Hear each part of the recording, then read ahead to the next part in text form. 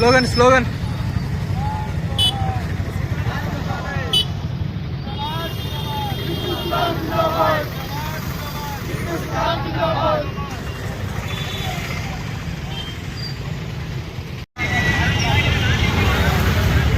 Slogan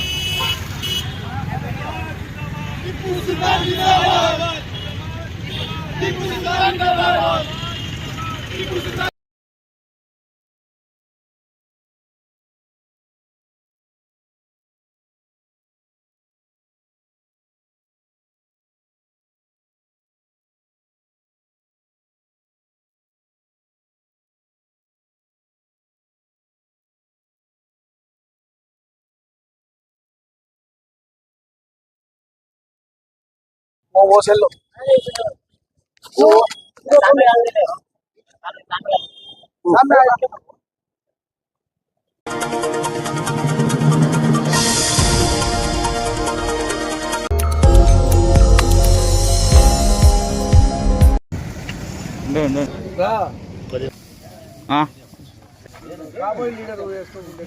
side రండి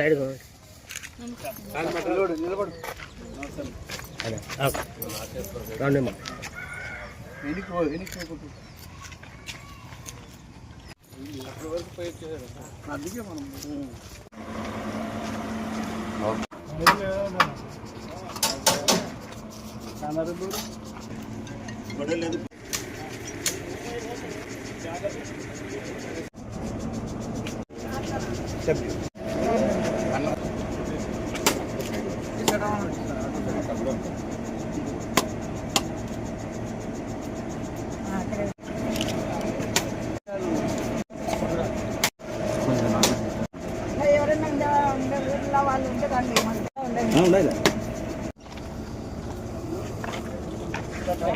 side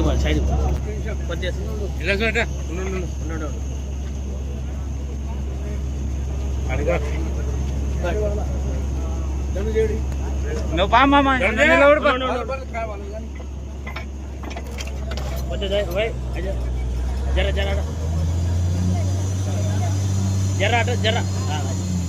జర देखो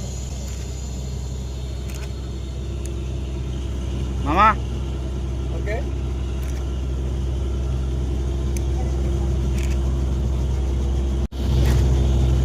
ओके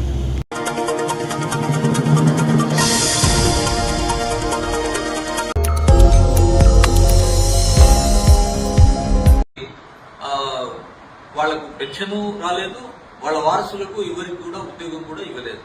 కానీ ఇటీవల మాకు తెలిసిన విషయం ఏమంటే ఈ 137 మందిని పక్కకు పెట్టి 2025లో ఇటీవల ఎవరైతే అన్ఫిట్ అయ్యారో వాళ్ళ పిల్లలకు వాళ్ళ వారసులకు ఉద్యోగాలు ఇచ్చారు. ఇది చాలా అన్యాయం కదా. సీనియారిటీ 3 ఏళ్ల నుంచి ఎదురు చూస్తున్న వాళ్ళకు ఇవ్వకుండా ఈ మధ్య అన్ఫిట్ అయిన వాళ్ళకి ఇవ్వడం మంచిదే. కానీ ఈ విధంగా సీనియర్స్ పక్కకు పెట్టి ఇటీవల అన్ఫిట్ అయిన వాళ్లకు ఇవ్వడం ఇది ఎంతవరకు సమంజసము అని మేము ప్రశ్నిస్తున్నాము. కాబట్టి ప్రభుత్వము ఒకవైపు మౌజన్లకు ఇమాంలకు 90 కోట్ల డబ్బులను కేటాయించింది. చాలా శ్లాఘించదగ్గ విషయం, చాలా సంతోషకరమైన విషయం. అదేవిధంగా రైతులకు కూడా డబ్బులను రిలీజ్ చేసింది. మేము దాన్ని కూడా ప్రభుత్వాన్ని మెచ్చుకుంటా ఉన్నాము. కానీ అదే సందర్భంలో ఈ 137 ఫ్యామిలీస్ ను కూడా ఆదుకోవాలని మేము ఆల్మేవాగా మేము ప్రభుత్వాన్ని కోరుకుంటున్నాము. కేవలం నంద్యాల డిపోలోనే 5 మంది ఉన్నారు. ఆ 5 మందిలో మా దగ్గరికి వచ్చిన వ్యక్తి ఖాజా మొహిద్దీన్ గారు. ఆయన 2023లో అన్ఫిట్ అయ్యారు. అప్పటి నుంచి అన్సారీ అని ఆయన అబ్బాయి, ఆ అబ్బాయి కూడా డిప్లొమా ట్రిపుల్ చేసి ఆ అబ్బాయి క్వాలిఫైడ్ అయి ఉన్నాడు. ఆ అబ్బాయి ఉద్యోగం కోసం వాళ్ళ ఫాదరు తన ఉద్యోగం కంపాషనేట్ అపాయింట్మెంట్ ఇవ్వమని 2023లో వాళ్ళు ప్రపోజల్ పంపించిన ఇంతవరకు దాని మీద ఎటువంటి చర్యలు లేవు. ఇక్కడ రీజనల్ ఆఫీసులో కూడా అడిగితే ఇది మీరు తీర్చవలసిన సమస్య కాదు, ఇది రాష్ట్రంలో కేవలము ఎండి గారే దీని మీద ఏదో ఒక నిర్ణయం తీసుకోవాలంటున్నారు. కాబట్టి ఎలక్ట్రానిక్ మీడియా ద్వారా, ఆ తర్వాత ప్రెస్ వాళ్ళ ద్వారా మేము మెడికల్ ఎండి గారిని, రాష్ట్ర ఎండి గారిని, చైర్మన్ గారిని, అదేవిధంగా రాష్ట్ర రవాణా మంత్రి గారిని మేము రిక్వెస్ట్ చేస్తున్నాము. వీళ్ళ ప్రాబ్లంను వెంటనే దీన్ని పరిష్కరించాలని కోరుకుంటున్నాము. అదేవిధంగా ఆ తర్వాత ఏదైతే 2025లో 27/3/2025న ఒక జీవో ఇచ్చారో ఏపీఎస్ఆర్టీసీ వాళ్ళు, ఆ జీవోను అనుసరించి చూసినా కూడా ఈ ఖాజా మొహిద్దీన్ గారు మిగతా 137 మంది కూడా వెల్ క్వాలిఫైడ్ ఉన్నారు. దాంట్లో కొన్ని కండిషన్స్ ఉన్నాయి. కనీసం వాళ్లకు 5 రకాల జబ్బుల్లో ఏదో ఒక జబ్బు వచ్చి ఉంటేనే అని, ఇంకొకటి వచ్చేసి వాళ్లకు కనీసం 5 సంవత్సరాల వాళ్లకు సర్వీస్ ఉండాలని, ఇవన్నీ వీళ్లకు 137 మందికి ఇవన్నీ సరిపోతున్నాయి.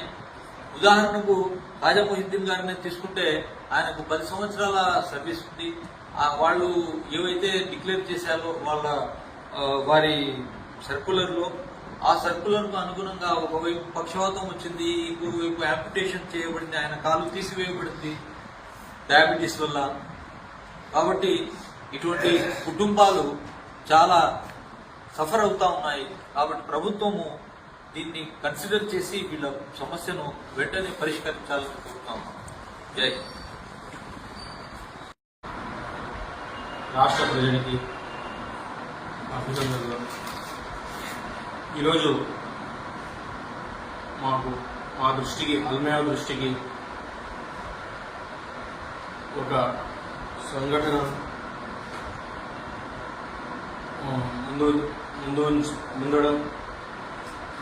ముందర రావడం జరిగింది.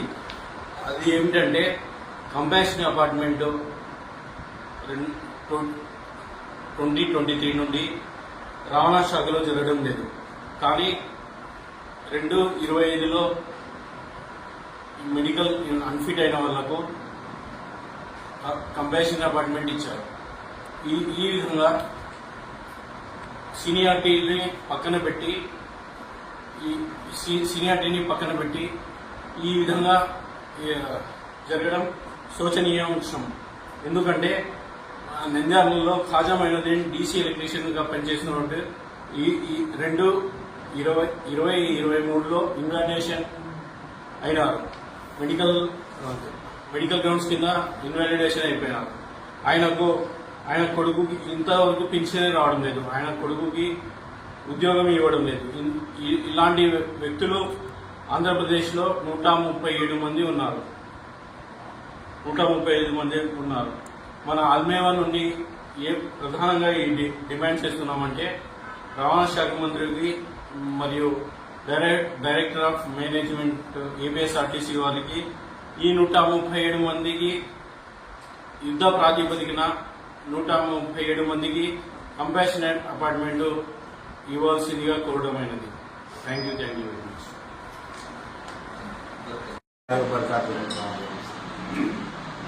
ఇక్కడ అల్మేవా తరఫున మనమంతా ఎందుకు ఇక్కడ గుమిగూడామంటే, ఈ కారుణ్య నియామకాల గురించి, అంటే వాళ్ళకు ఉద్యోగాలు ఎవరైతే ఆర్టీసీలో కానీ వేరే ఏ డిపార్ట్మెంట్లో కానీ పనిచేస్తూ గాయపడి అన్ఫిట్ అయిపోయింది, అటువంటి వారికి కంపాషనేట్ పరంగా వాళ్ళ పిల్లలకి, వాళ్ళ ఇంటిలో ఒక పిల్లోడికి ఉద్యోగం ఇవ్వాలనే ఒక నియామకం ఉంది.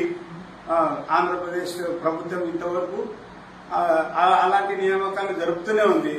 సో ఇప్పుడు ఆంధ్రప్రదేశ్లో టోటల్ గా 135 మంది ఈ ఉద్యోగాల కింద ఆర్టీసీలో, కేవలం ఆర్టీసీలోనే 135 మంది వాళ్ళు ఈ కారుణ్య నియామకం కింద ఉద్యోగం పొందాల్సి ఉంది.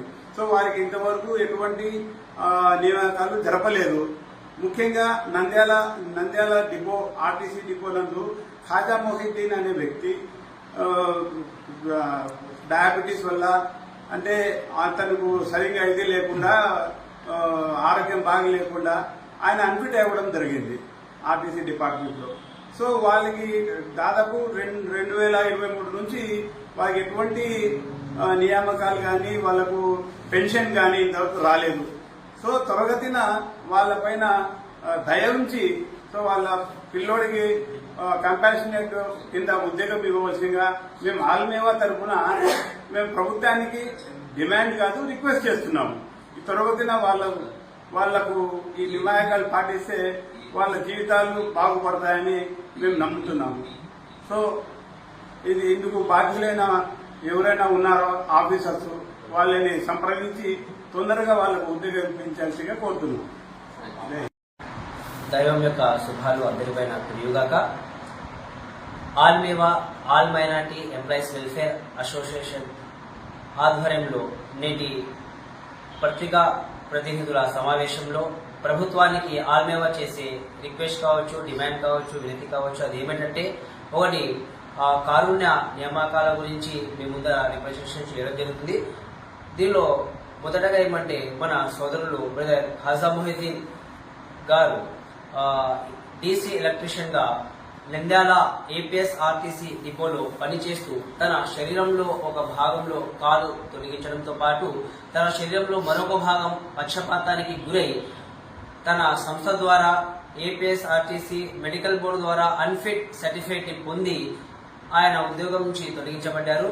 ప్రభుత్వ విధి విధానాల ప్రకారం ఎవరైతే ఈ విధంగా పొందుతారో వారికి తన కుటుంబంలో ఎవరైనా చదువుకున్న వాళ్ళు ఉంటే, దానికి అర్హత కలిగిన వాళ్ళు ఉంటే వారి పుత్రులకు కుమారులకు వెంటనే సీనియారిటీ ప్రకారం కారుణ నియామకాల ఉన్న సీనియారిటీ ప్రకారం వారికి ఆ ఉద్యోగ అవకాశాన్ని కల్పించాలి.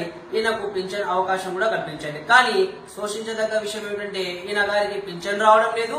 ఈయన కుటుంబంలో అర్హత కలిగిన వారు ఉన్నప్పటికీ ఉద్యోగాన్ని కూడా ఇంతవరకు అందించకపోవడం ఒక విషయం అయితే, మరొక విషయం ఏమిటంటే మన రాష్ట్ర వ్యాప్తంగా 137 మంది ఈ విధంగా అన్ఫిట్ పొంది ఉన్నారు.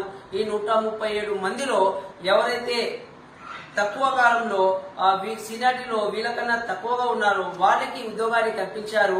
సీనియారిటీలో ముందు ఉన్న ఈ ఖాజా మొహిద్దీన్ గారి యొక్క కుమారుడు సీనియారిటీలో ముందు ఉన్నప్పటికీ కూడా ఈయనకు ఉద్యోగం ఇంతవరకు రాలేదు. మనం మన రాష్ట్ర ప్రభుత్వానికి ఈ విధంగా కోరుతున్నాము.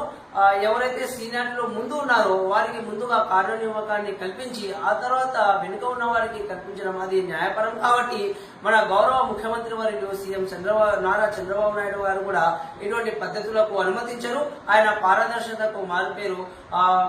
మనం ప్రభుత్వ విధానాల్లో ఉపాధ్యాయులు కూడా తీసుకున్నట్లయితే కౌన్సిలింగ్ విధానాన్ని తీసుకువచ్చిన మొట్టమొదటి సీఎం గారు ఈయన ఇటువంటి అక్రమ పద్ధతులకు ఎక్కడ తావేరు. కాబట్టి మేము ఈ విషయాన్ని ఆయన దృష్టి వరకు కూడా తీసుకుని వెళ్లి ఏదైతే కార్యనిర్వాహకాలు సీనియారిటీలో ముందు ఉన్నారో మన ఖాజా మొహిద్దీన్ గారికి కుమారుడికి ఉద్యోగం కల్పించడంలో ఆల్మేవా పరంగా పూర్తి ప్రయత్నం చేస్తాం. అంతేకాకుండా ఈ 137 మంది రాష్ట్ర వ్యాప్తంగా ఎవరైతే ఈ కార్యనిర్వాహకాలు ఉన్నారో 137 మంది వారికి కూడా ఆ సీనియారిటీ ప్రకారం 1 by 1 వీరికందరికీ కూడా న్యాయపరంగా ఉద్యోగాలు కల్పించడంలో ఆల్మేవా పూర్తి కృషి చేస్తుందని ఈ మీడియా పరంగా మేము తెలియజేసుకుంటున్నాము. Thank you.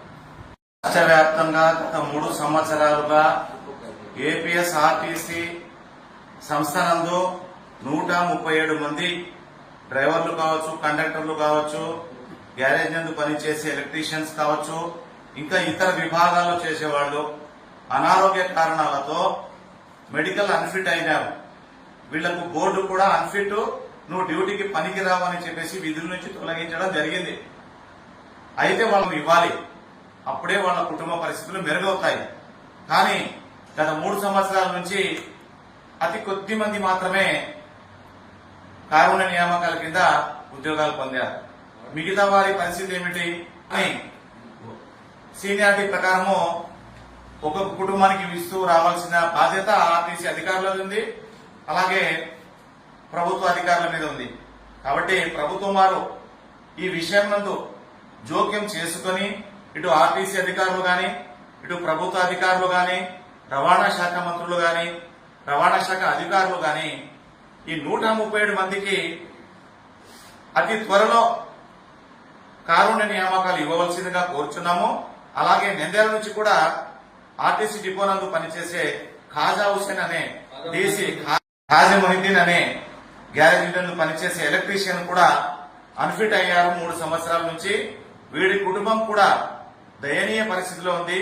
కాబట్టి ఖాజా మొహిద్దీన్ కుటుంబానికి కూడా న్యాయం చేయాలని, ఖాజా మొహిద్దీన్ కుటుంబంలో ఒకరికి కారుణ్య నియామకం కింద ఉద్యోగం ఇవ్వాలని ఆల్మేవా ఆంధ్రప్రదేశ్ తరఫున కోరుచున్నాము.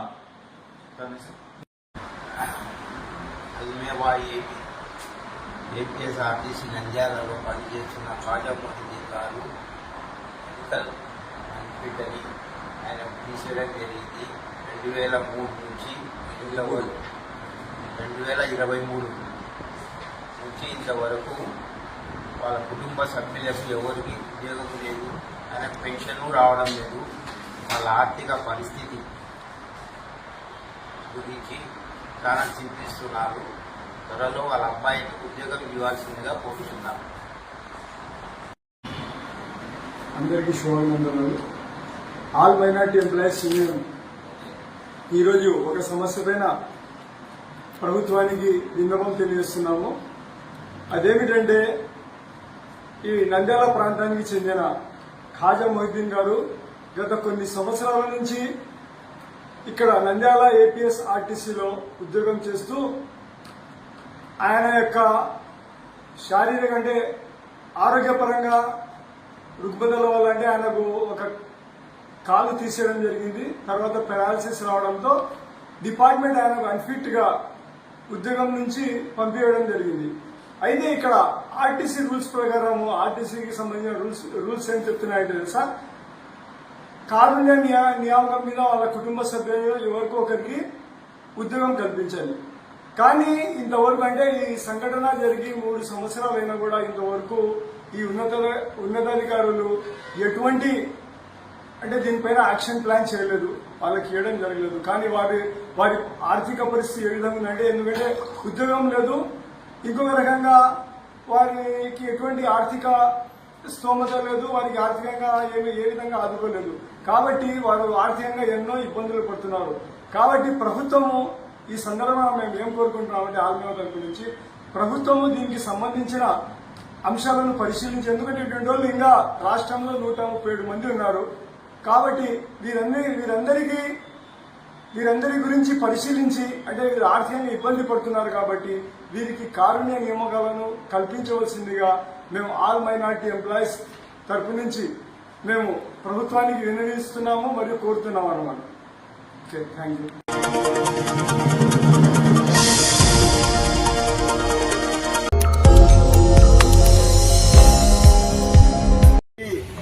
రవికుమార్ పేరు జాయింట్ అకౌంట్ గా 4 నెలల కిందట జాయింట్ అకౌంట్ గా చేయడం జరిగింది. నా పేరు చేంజ్ చేసి W13 వెంకటరమణారెడ్డి మాజీ ప్రెసిడెంట్, W13 మాజీ ప్రెసిడెంట్. ఆయన పేరు నా పేరు చేంజ్ చేసి ఆయనకు చెక్కు ఇస్తూ నా పేరు చేంజ్ చేసి ఆయన పేరు పెడుతూ డబ్బులు డ్రా చేయాలని రెడీ అయినారు. రెడీ అయిన తర్వాత నేను యాక్సిస్ బ్యాంక్కి పోయినాను, మేనేజర్ని అడిగినాను. డి రవికుమార్ గారు లెటర్ పెట్టినారు అని అన్నారు. మనం ఏం చేసినావు సార్ అంటే, నేను ఆ లెటర్ ఎందుకు ఇచ్చిన అన్నాడు. ఆ లెటర్ తీస్తారన్నా, ఆ లెటర్ వాపసు వచ్చిపోయినారు అన్నారు. డి రవికుమార్ గారిని ఆ లెటర్ వచ్చింది అడిగినాను, నాకు ఇవ్వలేదు. ఇవ్వకుండా నా ఫుల్ పవర్ ఉంది అకౌంట్ చేంజ్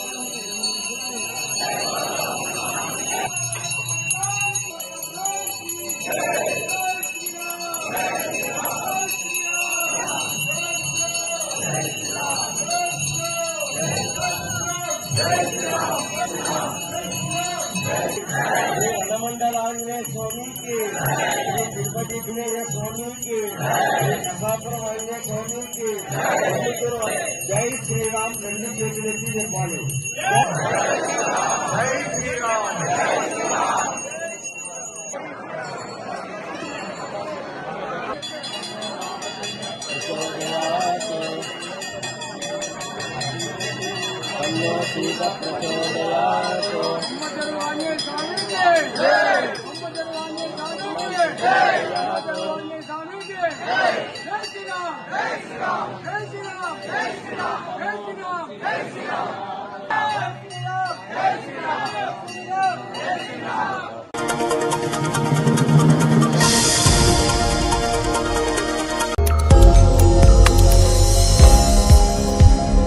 ఈరోజు అహోబిలంలో joint security review meeting conduct చేయడం జరిగింది. దీనిలో భాగంగా పోలీస్ డిపార్ట్మెంట్, ఫారెస్ట్ డిపార్ట్మెంట్, అలాగే అహోబిలం టెంపుల్ మేనేజ్మెంట్ సభ్యులు కలిసి మనం అహోబిలం టెంపుల్ దృష్ట్యా ఏవేవైతే మనము సెక్యూరిటీ అరేంజ్మెంట్స్ తీసుకోవాలో in the interest of devotee security as well as temple security మనం ఏమేమి చేయాలి, ప్రెసెంట్ స్టాండర్డ్ ఏంటిది, ఫ్యూచర్ లో మనం ఎలాంటి యాక్షన్స్ తీసుకోవాలని ఈరోజు డిస్కస్ చేయడం జరిగింది.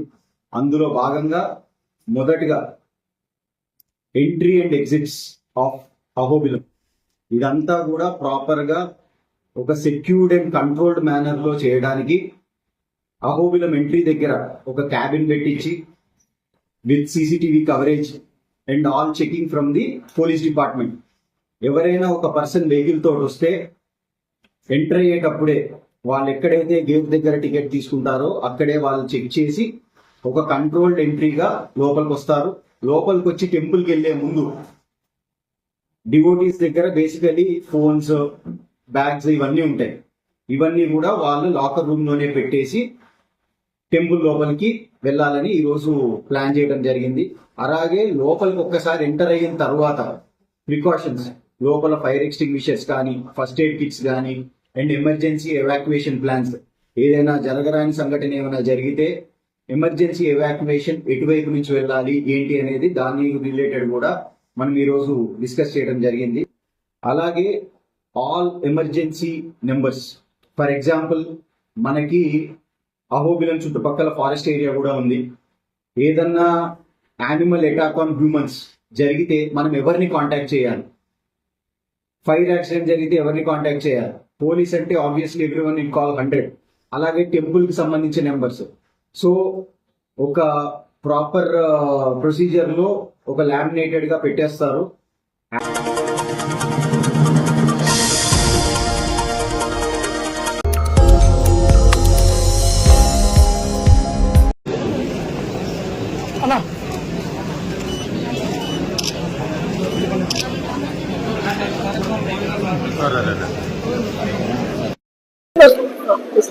ముందుగా మన జిల్లాలో ఉన్న మత్స్యకారులందరికీ కూడా ప్రపంచ మత్స్య దినోత్సవ శుభాకాంక్షలు తెలియజేస్తూ ఉన్నాను.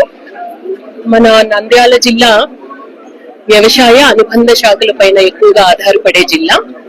అందులో మనకి ఎక్కువగా హార్టికల్చర్, లైవ్ స్టాక్, అగ్రికల్చర్ తర్వాత ఆక్వా రంగం ద్వారా మన జిల్లాకి ఎక్కువగా జీడీపీ వస్తుంది. జిల్లాలో ఇప్పుడు చూస్తే 65,000 మెట్రిక్ టన్స్ చేపల ఉత్పత్తి మనకి ఉంది. ఇంకా అది ఈ సంవత్సరం 80,000 మెట్రిక్ టన్స్ కి ఖచ్చితంగా పెంచాలి అన్న ఆలోచనతో జిల్లా యంత్రాంగం, అలాగే మన ఫిషర్మెన్ కోఆపరేటివ్ సొసైటీస్ యొక్క ప్రెసిడెంట్స్, వాళ్ళ సభ్యులందరితో కలిసి మనం పనిచేస్తూ ఉన్నాము. అలాగే జిల్లాలో మనకి 330 మైనర్ ఇరిగేషన్ ట్యాంక్స్ ఉన్నాయి. కానీ అందులో మనకి 110 ట్యాంక్స్ లోనే మనకి చేపల పెంపకం జరుగుతుంది. పెంపకం కూడా రిజర్వాయర్స్, అలాగే ఎక్కువ చెరువుల ద్వారా పెంచితే జిల్లాకు కూడా మనకి మత్స్యకార కుటుంబాల జీవనోపాధి పెరుగుతుంది, ఉన్నతమైన జీవన ప్రమాణాలు పెరుగుతాయి, జిల్లాకు కూడా అభివృద్ధి సాధ్యం అవుతుంది. కాబట్టి ఆ దిశగా మరింతగా మనం చెరువుల్లో చేపల పెంచే ఉత్పత్తిని ఏ విధంగా చేయాలి అన్నది కూడా ఆలోచిస్తూ ఉన్నాం. తర్వాత మనకి ఫిష్ సీడ్ ఎక్కువగా ఇతర జిల్లాలపైన మనం ఆధారపడుతూ ఉంటాం. కానీ మన జిల్లాకు కావాల్సిన ఈ ఫిష్ నర్సరీస్ ఏమున్నాయో అవి మన జిల్లాలోనే ఈ సంవత్సరం చాలా బాగా డెవలప్ చేశాము. నెక్స్ట్ ఇయర్ కి మరింతగా డెవలప్ చేసి మన జిల్లాకు కావాల్సిన చేప పిల్లల ఉత్పత్తి మన జిల్లాలోనే జరిగి మన మత్స్యకారులందరికీ కూడా అందించేటట్టు చేస్తాము. ముఖ్యంగా వాళ్ళ సొసైటీలో సభ్యత్వం కావాలి అంటే 5 స్కిల్స్ ఉండాలి. ఆ 5 స్కిల్ కి సంబంధించిన ట్రైనింగ్ కూడా మన ఫిషరీస్ డిపార్ట్మెంట్ ద్వారా అందించి ఎక్కువ మందికి మనం జీవనోపాధి కలిగించే విధంగా జిల్లా యంత్రాంగం తరపు నుంచి అన్ని విధాల చర్యలు తీసుకుంటాం. నంది రూట్ లో ఉందండి, 30 ఎకర్స్ లో ఉంది. ఈసారి వచ్చేసి మనము 110 లక్షలు స్పాన్ ని మనము తీసుకొని రావడం జరిగింది. ఎన్నడూ లేదండి. అయితే మనకు ఫ్రై నుంచి ఫింగర్లింగ్స్ టోటల్ గా మనకు 25 లక్షలు. ఆ భాగంగా మనము వెలుగోడు రిజర్వాయర్ లో మన జిల్లా కలెక్టర్ మేడం గారి పర్మిషన్ తీసుకుని లోకల్ ఎమ్మెల్యే గారి కన్సల్ట్ తీసుకున్న తర్వాత మనము వచ్చేసి సీడ్ స్టాకింగ్ చేయడం జరిగింది అక్కడ. అయితే మనము 21.15 లక్షల చేప పిల్లలను అక్కడ స్టార్ట్ చేశామండి. అందులో మనకు 80% సర్వేలు వెలుగోడు రిజర్వాయర్ లో తీసుకున్నా గానీ మనకు దాదాపు అంటే 35-25 అంటే దాంట్లో మనకు 16 కోట్ల వరకు మనము ఆదాయం అప్రాక్సిమేట్ గా రావచ్చని కూడా అంచనా వేయడం జరిగింది. ఇది మన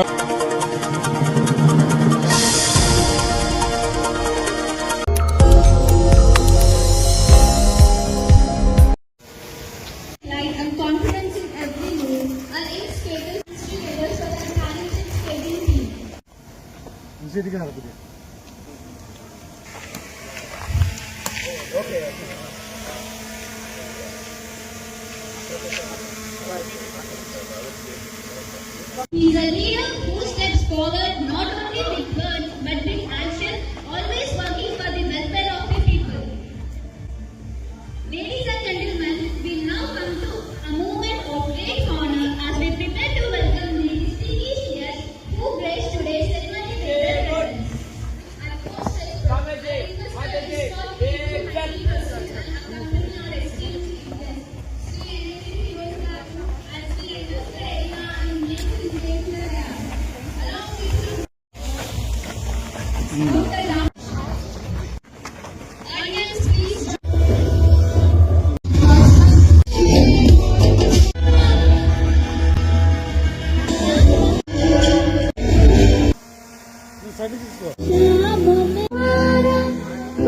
echoing in the commands. Ensure that positions don't define you, your spirit does. Look at them today. Shoulders square, steps in perfect rhythm, voices loud, energy unshakable. Their name, with sweet, happy moment comes, we conquer. A symbol of pure sacred discipline. Move forward no matter what. Unstoppable and shining brighter than ever. 1, 2, 3, 4, 5, 6, 7, 10, 8, let's go. Go. 3, 5.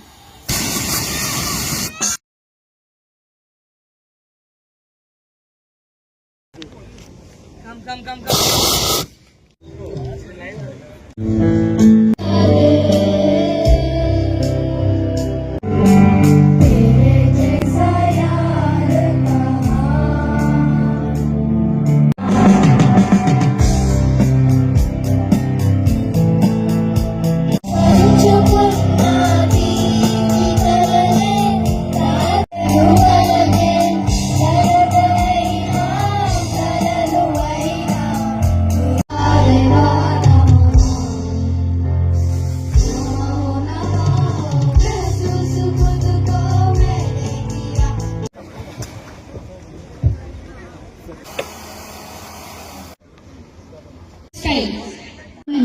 Team of SDR Girls School. Close your eyes. Let's applaud all incredible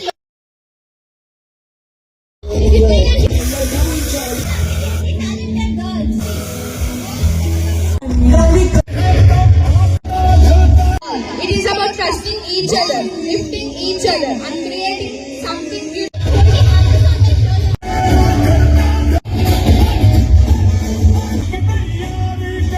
General Secretary Nandyal declared the level. Who is the first one? From 6th grade of James Cook House.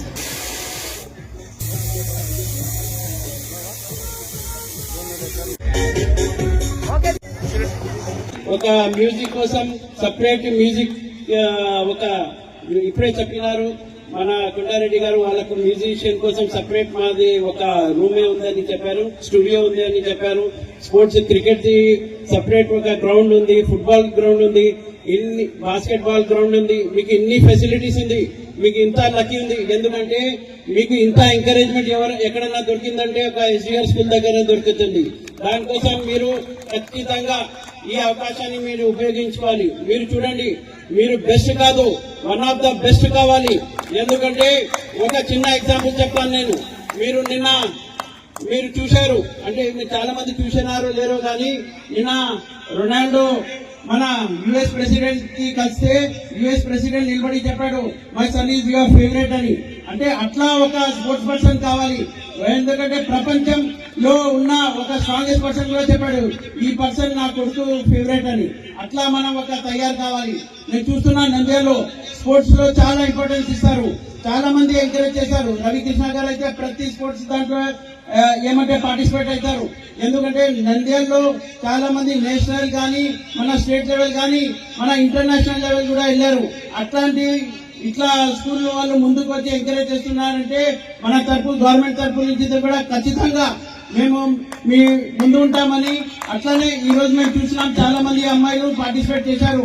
మన PT sir చూశారు, ఒక అబ్బాయి కింద పడుతుంటే కూడా ఆమెనే పోయి నిలబడి మళ్ళీ ఆ అబ్బాయిని ఎక్కించింది. అంటే అంత పీటీ సార్ అంత కాన్ఫిడెన్స్ అంతా ఇది ఉంది, అంటే ఇంత ఎంకరేజ్మెంట్ ఉంది. దానికోసం నేను ఒకటే అంటాను, స్టూడెంట్ మనం అంటే నేను ఒక చిన్న ఎగ్జాంపుల్ చెప్తాను. 2024 లో మాకు ఎలక్షన్ లో మాకు టికెట్ దొరికినప్పుడు మేము ఎట్లా గెలవాలని ఒక ఫోకస్ ఉంటే, ఒక టార్గెట్ ఉంటే, దానికోసం మేము ఒకటే చెప్పాను, వర్క్ హార్డ్. పొద్దున్న 4:30, 5 o'clock నుంచి లేచి రాత్రి 10 గంటల వరకు మేము హార్డ్ వర్క్ చేశాం. అంటే మనం గెలిపే ఒక లక్ష్యం అని పెట్టుకున్నాం. ఏదన్నా ఉండాలి, గెలిపే లక్ష్యం పెట్టుకున్నప్పుడు దాని మీద ఫోకస్ చేయాలా, డిసిప్లిన్ ఉండాలా, ఒక స్ట్రాటజీ ఉండాలా. ఆ స్ట్రాటజీ డిసిప్లిన్ ఉంటేనే ఖచ్చితంగా మనం మన గోల్స్ కి అచీవ్ చేయొచ్చు. నాకు కూడా రెండు అంటే I have 2 daughters. They are also very best in studies. My daughter got 97%. She was studying in Nasser School. She got 97%. One of the best students in Nasser School. అంటే నేను ఎందుకు చెప్తానంటే ఈ మాట, ఎందుకంటే నేను పేరెంట్స్ మీటింగ్ వెళ్ళినప్పుడు అక్కడ మొత్తం